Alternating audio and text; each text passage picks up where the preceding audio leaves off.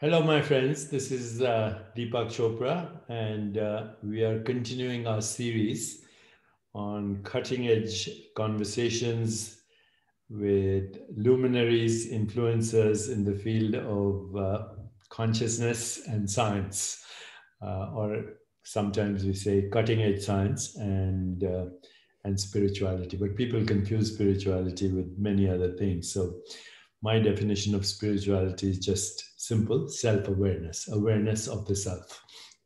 Of course, we have to discuss what that self is.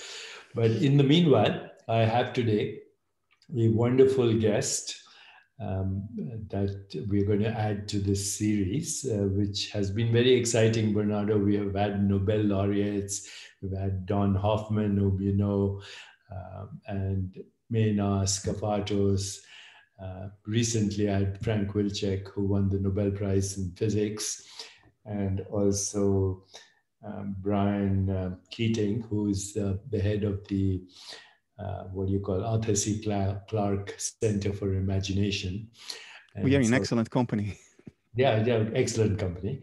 So today, I'm so happy to have you. So first of all, welcome. I'm happy And to talk to you always, Deepak. It's a pleasure. uh, then, secondly, I want to share with our audience. Ultimately, over the next few weeks, we will be reaching about almost 15 million people on LinkedIn, everywhere else, Facebook, Twitter, YouTube, etc. So a lot of people have not heard of Bernardo Kastrup. Not a lot of people have not heard of Deepak, but we'll get them. We'll get them interested. So what I'd like to share with our audience is a little bit of your background, where you grew up, what your education was, and how you came to be who you are, the philosopher right now, who's arguing with some of the most important people in the field of science.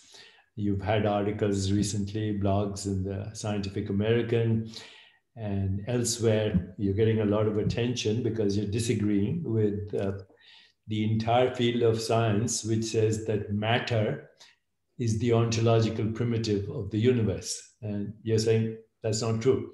So let's go to how you came to be where you are, starting from the beginning, but in the Okay. next 5 minutes or so.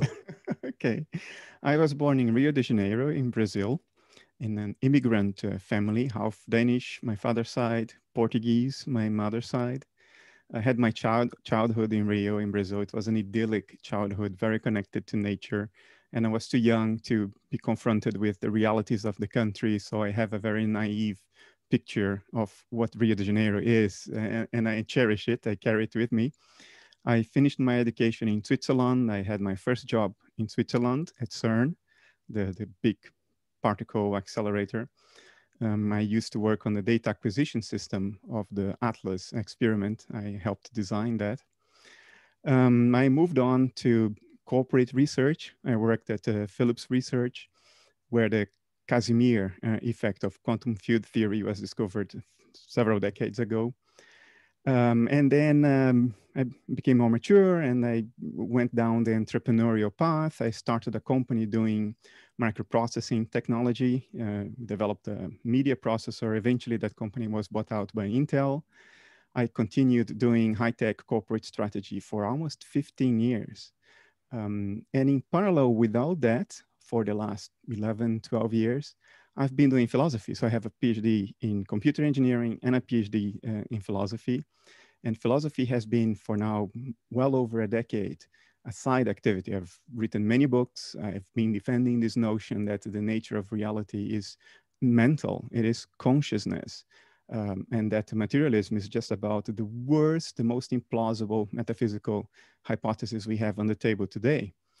And very recently, summer last year, philosophy has become my full-time job, and technology, computer engineering has become my hobby. It happens back there on my workbench. But now I am together with Fred Matzer, who you know, a friend of ours. We started a foundation to try to argue for idealism / non-dualism, the idea that reality is in consciousness, to argue for it from a purely analytical scientific perspective. Not that the perspective of introspection is any lesser. It's not. It's the main perspective. It is the golden avenue to knowledge.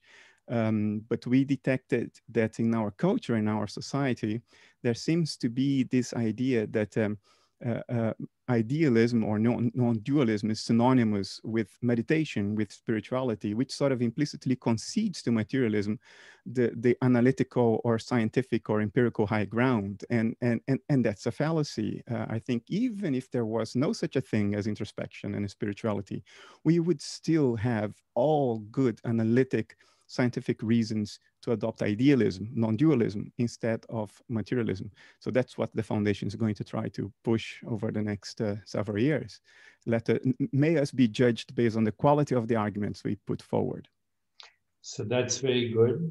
I was first drawn to your work when I saw the phrase somewhere on the internet, materialism is baloney. So that's how we actually initially connected, whether you remember that or not, but that was my interest in your work. While I totally agree with what you've said, I would like to actually ask your opinion about this, since you mentioned that there is a scientific way of looking at mind or consciousness as the ontological primitive of reality. You mentioned that.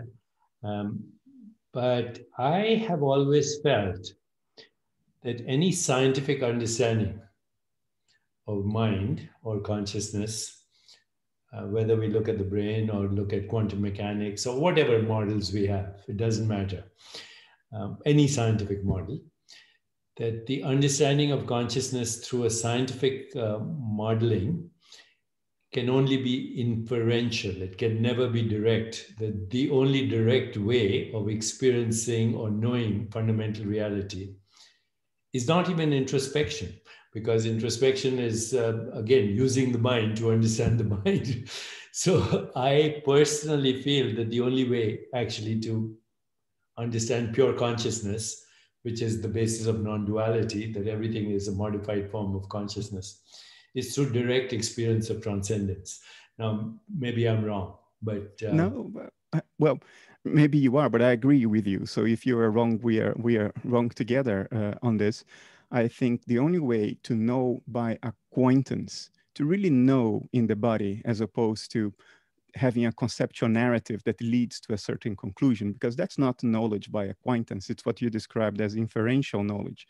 The only way to really know in the body the essential nature of reality is to experience it directly. I'm totally with you. Not only that, this is the only transformative path to knowledge. You can arrive at all kinds of conceptual conclusions through inference in your mind, and you can be intellectually convinced of them 100%, but they will not change how you feel about your life, about yourself, about the world, about the events of your life, because this is not transformative knowledge. So I'm keenly aware of the limitations of the path that we are pursuing. But there is a cultural game going on, and that game is played on the basis of conceptual inferential knowledge. Not only that, scientism has elevated conceptual inferential knowledge to the degree of only valid avenue of knowledge. Everything that is firsthand is considered suspicious, ambiguous, unreliable. So pseudo-scientific. Correct. Yeah. Because And it's also, I think reductionist. Anything that is not reductionist ends up being pseudoscience, right?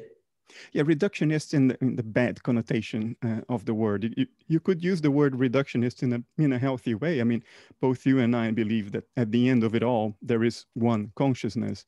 So in a sense, we are also reducing everything to that one consciousness. But the reduction we talk about in our culture is a different form of reduction. It's a form of reduction that turns reality into an epiphenomenon. In other words, it tells you that real things are not real, that they don't need to be taken seriously. And that's the bad sense of reductionism. And unfortunately, that's the sense that reigns in our culture. So what we're trying to do is to fight this cultural battle, but without losing sight of the fact that at the end of the day, only knowledge by acquaintance really, really counts. So Bernardo, I want to get into some very interesting discussion that I had with Frank Wilczek last week. And I'm going to have another conversation with him in a week, where I think there can be some reconciliation between what you say and what he says, because he is a strict materialist, You don't get the Nobel Prize in physics unless you're a strict materialist at the moment. But he, in his book, talks about complementarity, talks about actually a bigger vision that I'll share with you in a moment. But before we get there, I want you to tell me and our audience why materialism is baloney. We make two very basic errors. We've made them a couple of hundred years ago, and now they've acquired a lot of cultural momentum. They have become intellectual habits. So it's very difficult to see through the obviousness of the mistakes. But the mistakes are obvious. The first one was we've replaced reality with a description of reality. We start from experience, and then we started describing experience with numbers: mass, charge, momentum, direction, speed, frequency, amplitude, and so on and so forth. And then at some point, something very weird happened. We said that only the numbers really existed. And the phenomenon, the experiences that were described by those numbers, we said, well, they don't really exist. They are secondary. They arise from the description. And that move is equivalent to trying to pull the territory out of the map. And you start with the territory. That's how you draw the map, to describe the territory. But what we've done now, we said the territory doesn't exist. Only the map is real. And then now we are trying to pull the territory out of the map, and then we fail, and we call it the hard problem of consciousness. And we think that we will eventually solve it. Well, good luck with that. That was the first mistake. The other very primary mistake, which is regrettable in the West, because over 200 years ago, Kant and Schopenhauer were bringing our attention to that. We are mistaking appearances for the thing in itself. What we call the material world around us is how reality presents itself to us. It's how reality appears to observation. But now we say, well, matter is all there is. In other words, there is only the appearance. There is no thing in itself anymore. It's like going to the movies and saying the images on the screen exist, but the projector doesn't. There is no projector. There is nothing that projects those images. And then trying to make sense of how those images can have a standalone reality, can be autonomous, and failing, because that's what physics is indicating now. The material reality around us has no standalone existence. It's not there until you look. Which has become cliche, but this cliche has now been experimentally confirmed over and over again, achieving, like, it's now beyond any doubt since 2018, arguably since 2015, but since 2018, you cannot even try to argue that the physical objects around us have standalone existence if you adopt a reductionist perspective, which science does. So it's two primary mistakes that lead to all kinds of reductions to absurdity. But instead of seeing them for what they are, reductions to absurdity, meaning we've taken a wrong turn at some point, let's retrace our steps and go back to where we've taken the wrong turn. But instead of that, we call them problems. And we think we will solve them eventually. These are not problems. They are the implications of bad thinking. That's all there is to it. So, well, that's very lucid, very explicit, and very clear why materialism is baloney. Now, let me share with you some conversations that I've been having with other scientists as well. You mentioned the thing in itself. And I mentioned my conversation with Frank Wilczek recently. So let me talk to you first about the conversation. And please be patient and please be sympathetic to the conversation because materialism is the doctrine at the moment. Okay. I wish I had the book with me. It's upstairs. I was reading it before my next interview, but it's called Fundamentals, and it's about fundamentals of physicalist science. And I didn't bring up this with him or with anyone else at the moment, but I'd like your comments on the problems, even with the standard model, the cosmological constant, for example, or are there laws of physics at the Planck scale of existence? Do they exist? What caused the Big Bang if it happened? These are huge problems. You know, the cosmological constant is a problem. The hard problem is a problem if you believe in the physicalist ontology. Planck scale space-time geometry is a problem. The arrow of time is a problem. There are many problems. Okay, so can you comment on what's wrong with, and of course, we don't have agreement between quantum physics and the general theory of relativity. That's another problem. Plus, we have more than 95% of the universe, which is invisible, dark matter and dark energy. So if you put all that together, cosmological constant, Big Bang, what caused the Big Bang, multiverse, Sean Carroll at Caltech, who, by the way, holds the same position as Feynman and is brilliant, absolutely. I've read all his books. He has a new book out right now called Something Deeply Hidden, where he posits that there are multiple infinite universes and infinite versions of you and me. I'm actually sympathetic to that from a consciousness model also, because in the Yoga Vishishta, there's a line, it says, infinite universes come and go in the vast expanse of consciousness. They are like motes of dust dancing in a beam of light, shining through the hole in my roof. That's ancient Vedanta.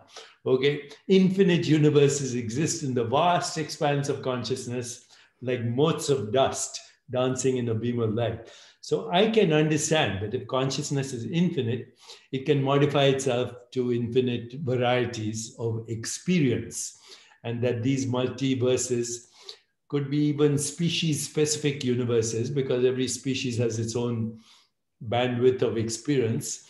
And ultimately, we are all conscious agents in the matrix of conscious agents, collectively projecting what we call the physical universe.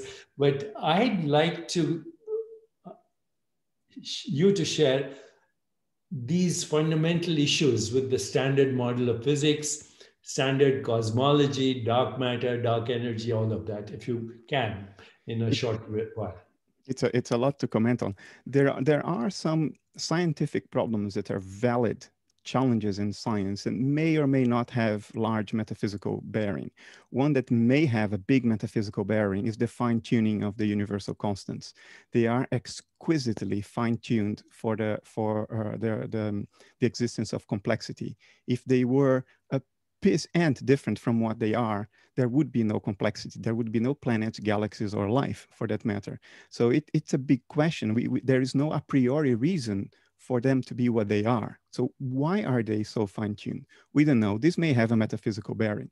Other problems are essentially scientific in nature. Like we know that the standard model of particle physics holds at the subatomic level. It is correct, exquisitely correct. We know that general relativity holds at the intergalactic level, the big world instead of the microscopic world. And we know that they contradict each other.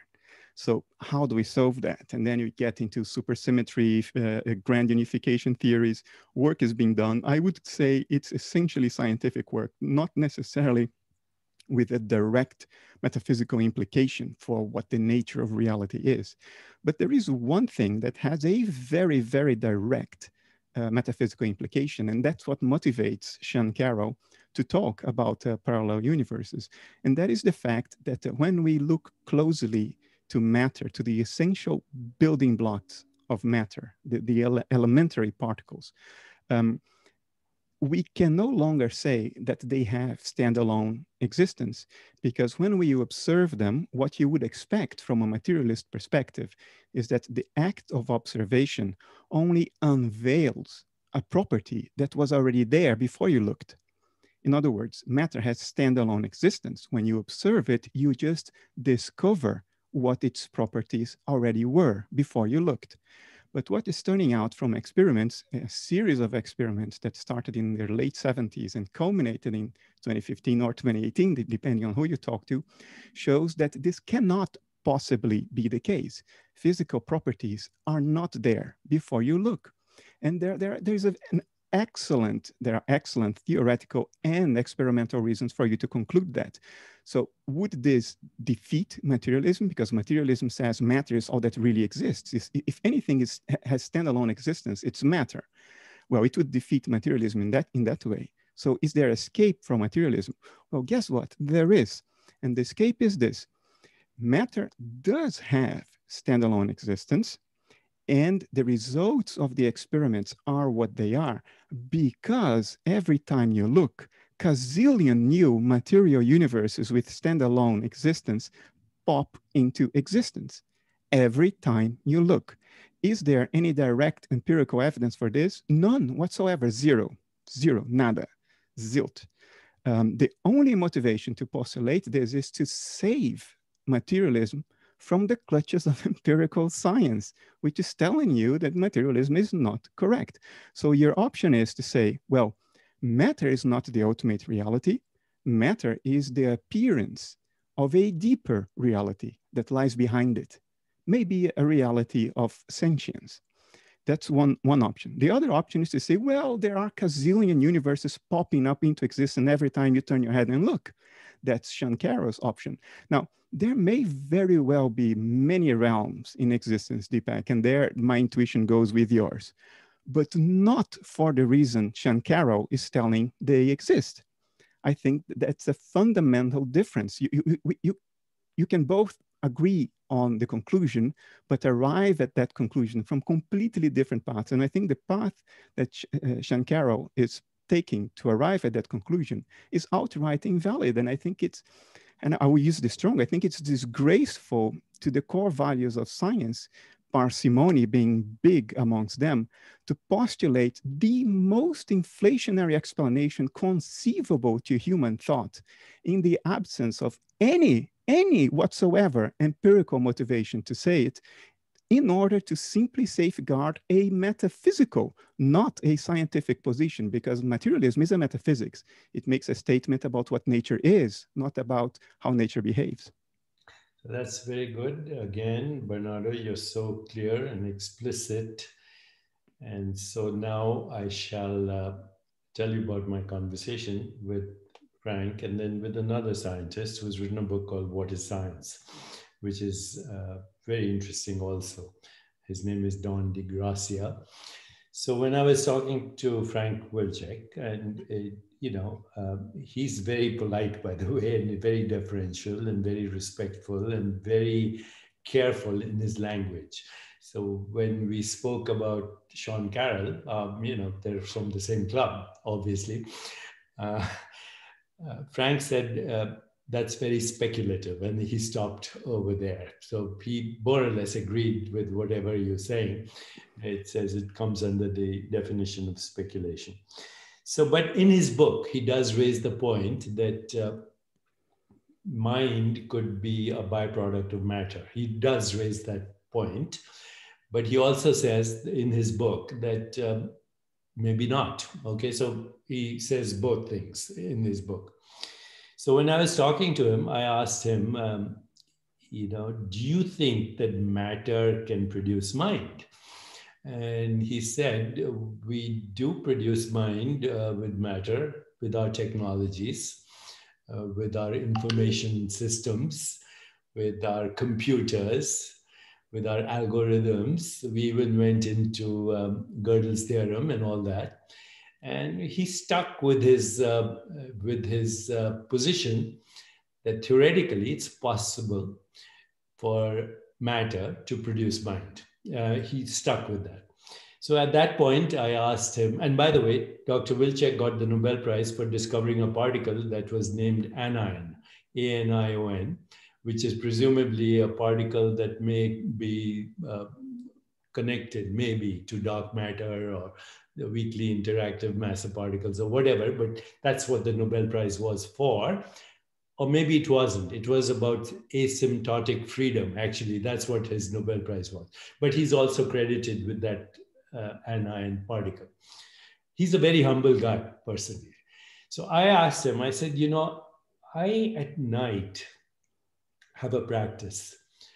And my practice is a contemplative practice mentally. It's a kind of a meditation practice where I go back and visit in memory my childhood, and I recapitulate everything from my earliest memories to now. So for example, in my meditation, I can see myself in my mother's lap. I can hear her voice. I can even smell her skin. I feel the love when she was touching me and telling me nursery rhymes or whatever stories, mythical stories. Then I progressively go in my contemplative inquiry into my childhood, in my medical school training, my internship, my residency, my certification as an internist, a neuroendocrinologist, all of that. And as I look at these different characters as a witness, awareness, I can't even identify with some of these guys. That guy who was, nervous in front of a girl at the age of 14 and biting his nails. Different body, different mind, different personality, different character. Maybe some kind of continuity. The only continuity is the guy who's actually witnessing the whole experience. And I don't even know who that is, actually, who's doing that witnessing. And I said to him, it's very difficult for me to imagine that atoms and particles and force fields and gravity are orchestrating this experience for me.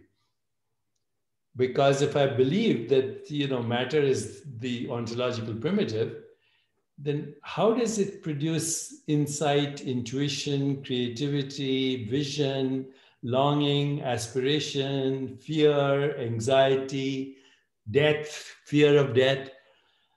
And his answer was, matter is a very interesting process, and we're still learning about it. And that's where we stopped. But then something else happened after that. And I'll share that with you now. So in his book, there's one chapter which talks about the real fundamentals of reality, the real fundamentals. It's beautifully written. He's a very articulate, clear thinker, but of course, influenced by his training. So that says that the fundamental nature of matter is three ingredients: spin, charge, and mass. In the chapter, he also says that spin, charge, and mass do not have a structure, number one. They do not have a shape, number two. And number three, they don't necessarily have a location. They are just where these properties reside. Okay, spin, charge, and mass. So I was thinking about this a lot. Spin, charge, and mass don't seem to me to be material entities at all. And, if I go back to my training in the contemplative traditions, in Vedanta, there are three things called the gunas, Gunas. And these gunas are movement, transformation, and inertia. Okay, movement to me is spin. Transformation is charge. Okay. And mass is inertia. And mass is inertia. And none of these is exactly what it is. None of these are physical entities. So you want me to comment on this? I mean, this is rich territory. I can speak for a day on speak on this, but then I want to go further to the thing in itself, and Immanuel can't. Yeah. But why don't you speak on this briefly? Yeah.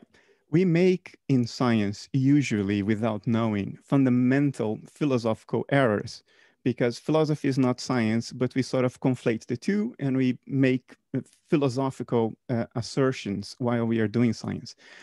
Uh, Things like field, spin, are pure abstractions. These are not concrete elements of the world out there. Spin is a way to visualize a certain property of elementary particles. Electrons in an orbital, occupying the same orbital, have opposite behaviors in a certain sense. So we talk about that as spin up and spin down. They can never be the same in the same orbital. These are theoretical metaphors. The world behaves as if there were such a thing as spin, as if there were such a thing as a quantum field with excitations that we call particles. So these are models that allow us to think about how nature behaves. But this is one thing, convenient fictions, they are very useful. Another thing is to say, this is what reality is. It is spin. It is a quantum field. Hey, wait a moment. What is a quantum field? It's pure abstraction. Aren't we replacing reality with pure abstraction if we do that? And guess what? That's exactly what we do. And some scientists are self-aware and honest enough to pursue this to its ultimate implications. And then you get Max Tegmark in 2014 saying, there is no matter. We don't need that baggage. All there is are abstract relationships. Pure abstraction. How can you even visualize that? No, because if you visualize, you're bringing concreteness into it. You're bringing qualities into it.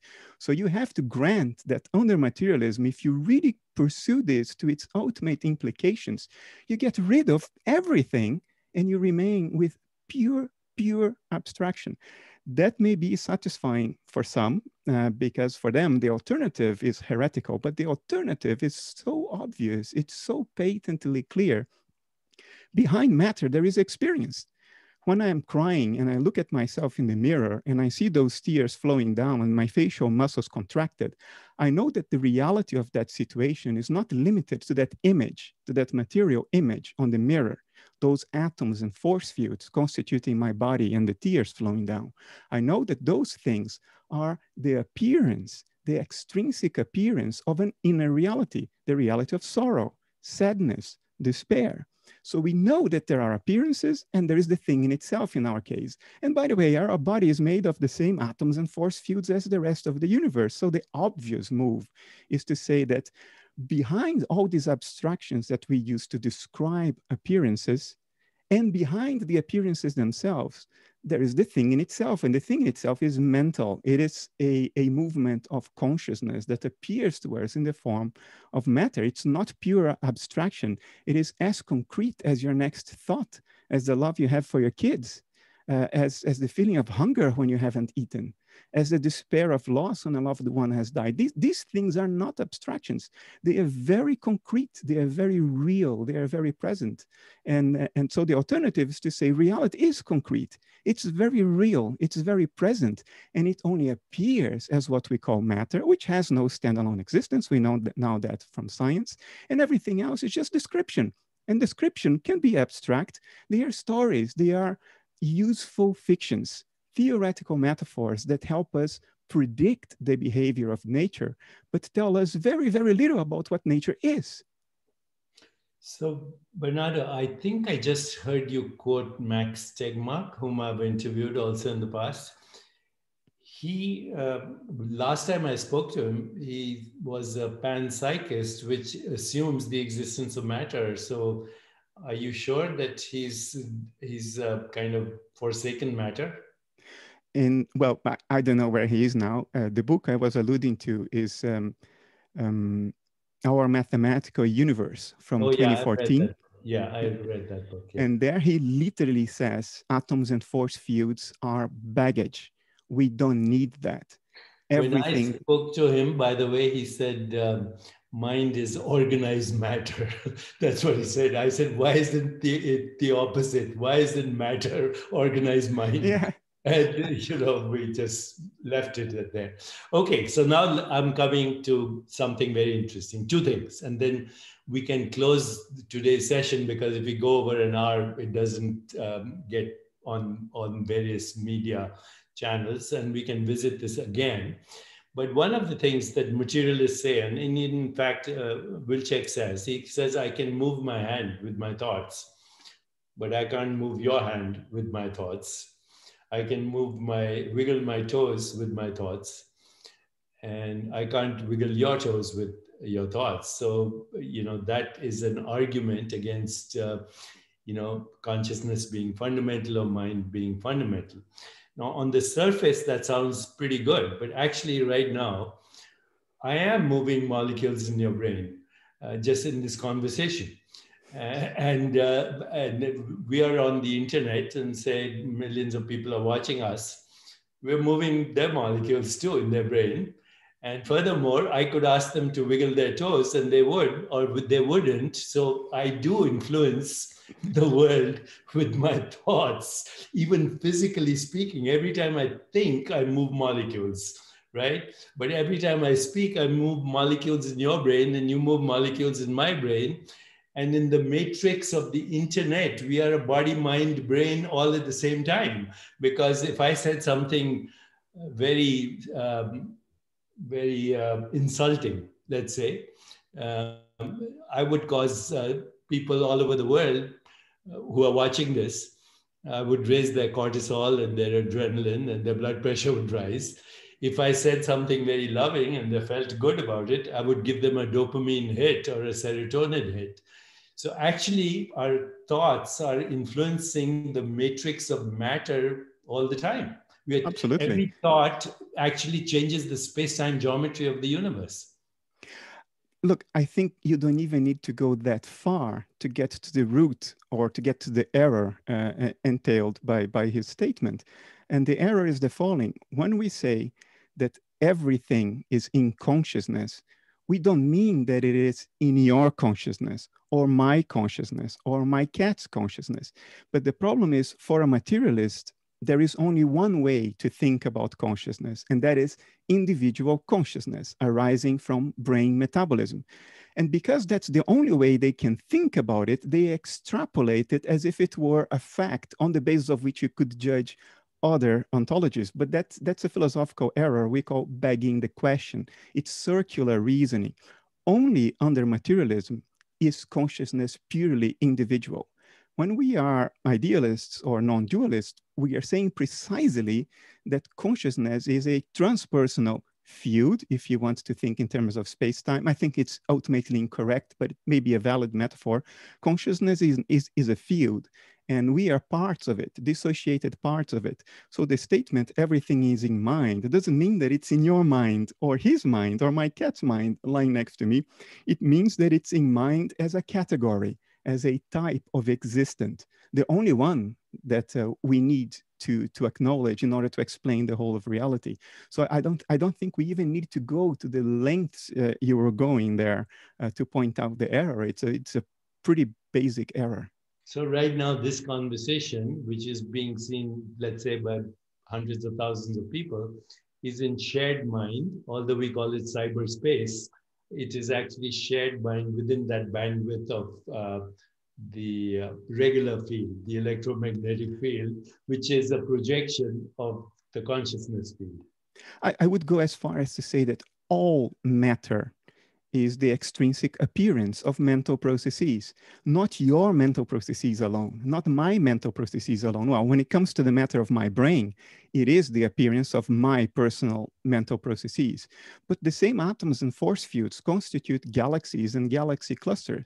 If matter is one thing in one situation, you are hard-pressed to argue that it's something totally else in another situation. So I would say that all matter, all physicality, the entire physical universe is merely the extrinsic appearance of transpersonal mental processes when observed from a certain perspective, namely a dissociated perspective. But then we start getting into the details. It's just another way of thinking. And when you make this switch, everything becomes a lot simpler, less problematic.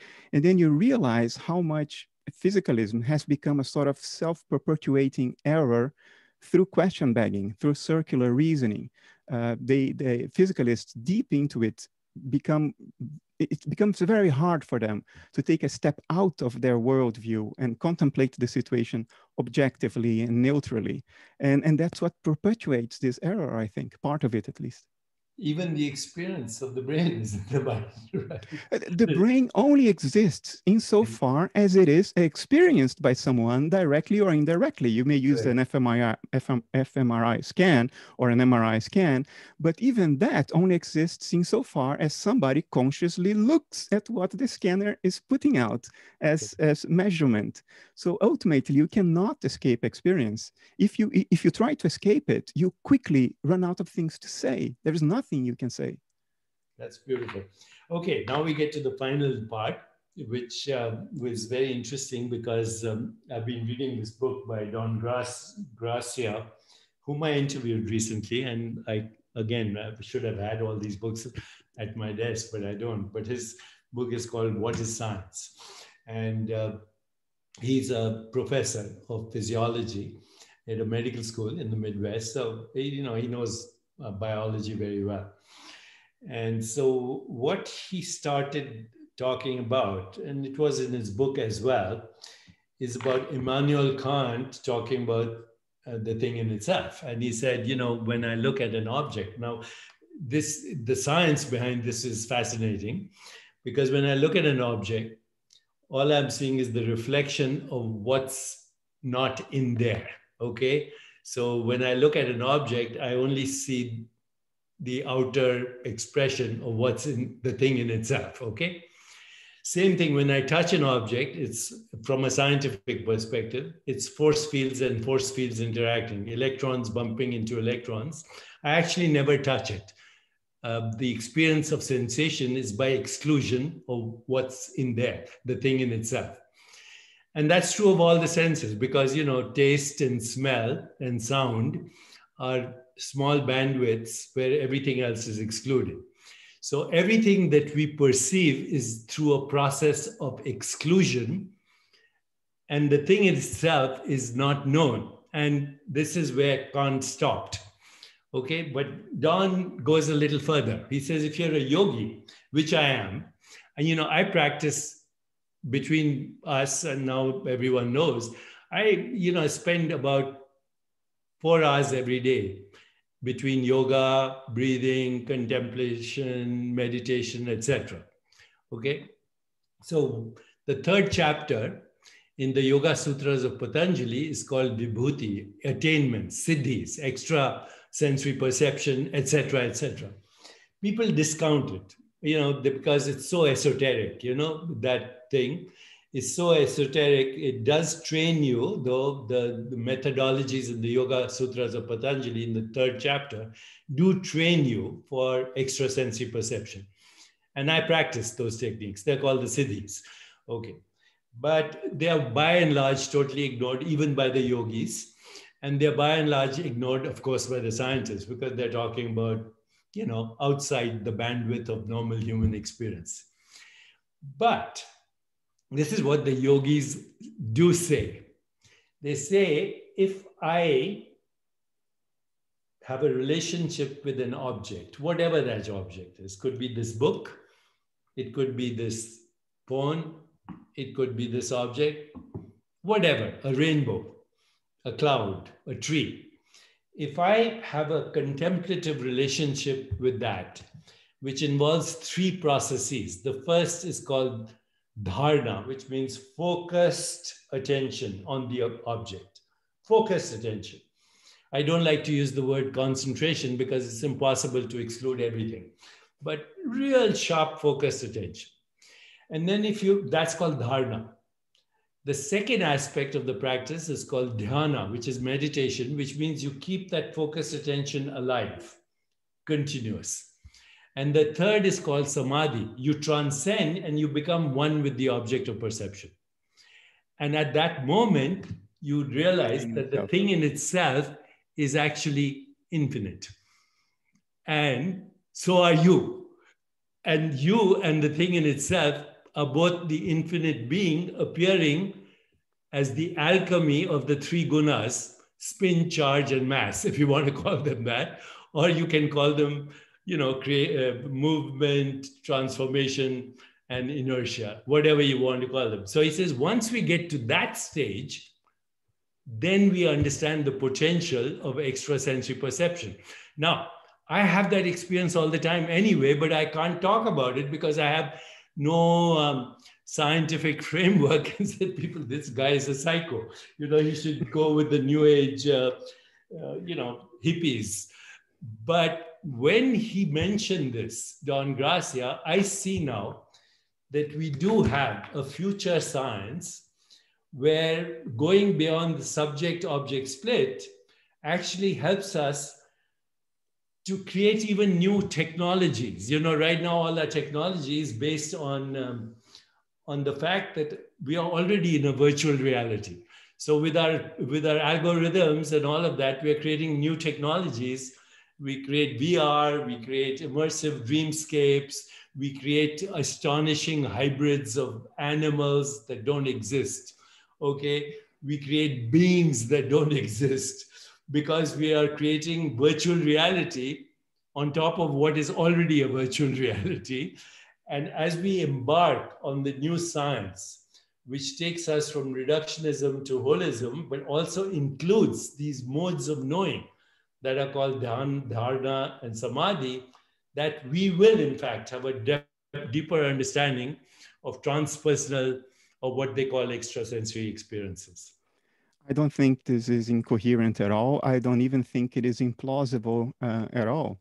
You started talking about it by referring to Kant in the late 18th century, who was the first one to make clear that there is the phenomena, in other words, the appearance of things, and there's the thing in itself. But the thing in itself is inaccessible to us because all we have about the thing in itself is how it presents itself to us. Or reflected.